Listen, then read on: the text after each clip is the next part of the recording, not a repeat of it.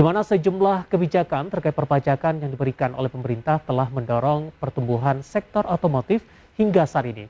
Pemulihan di sektor ini pun diperkirakan akan berlanjut hingga di tahun depan. Apa yang menjadi indikatornya? Mari kita simak tayangan berikut ini. Tren perbaikan kinerja industri otomotif di Indonesia diyakini terus berlanjut hingga periode 2022. Selain ditunjang oleh pelonggaran PPKM, sentimen pendorong sektor otomotif berasal dari sejumlah kebijakan dan insentif yang diberikan pemerintah. Terbaru, pemerintah dan Komisi 11 DPR pada 23 November kemarin telah menyepakati rancangan Undang-Undang Hubungan Keuangan antara pemerintah pusat dan daerah atau HKPD untuk dibawa ke paripurna DPR RI untuk disahkan menjadi undang-undang, di mana aturan ini mencakup revisi tarif hingga 50% untuk pajak progresif kepemilikan kendaraan. Menteri Keuangan Sri Mulyani dalam rapat dengar pendapat dengan Komisi 11 DPR RI mengklaim salah satu pilar dari rancangan Undang-Undang HKPD adalah memperkuat reformasi perpajakan dan retribusi daerah melalui penyederhanaan jenis dari pajak dan retribusi daerah. Dan rancangan aturan yang telah disepakati tersebut membuat pajak daerah dari 16 menjadi 14 jenis, sedangkan retribusi daerah dari yang sebelumnya 32 menjadi 18 jenis.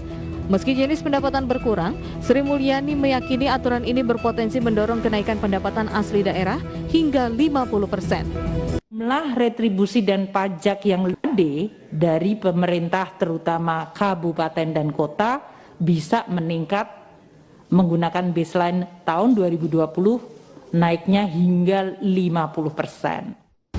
Sejumlah kalangan menilai aturan baru ini sekaligus menjadi peluang bagi produsen otomotif dan industri pendukungnya seperti PT Indomobil Sukses Internasional Tbk hingga PT Astra Internasional Tbk. Karena dalam aturan ini, tarif pajak kendaraan bermotor dan bea balik nama kendaraan bermotor dipangkas cukup signifikan. Penurunan tarif pajak ini diyakini membuat minat masyarakat membeli kendaraan bermotor dapat meningkat. Karena di dalam RUU HKPD, tarif pajak kendaraan bermotor atau PKB ditetapkan minimal 1% dan maksimal 2%, sedangkan tarif progresif maksimal 8%.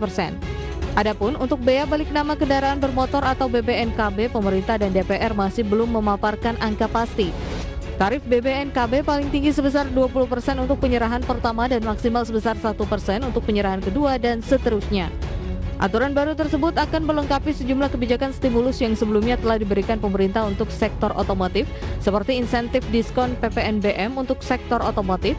Pemerintah pun menilai kebijakan diskon PPNBM mobil telah mampu mendorong pertumbuhan industri otomotif di tanah air.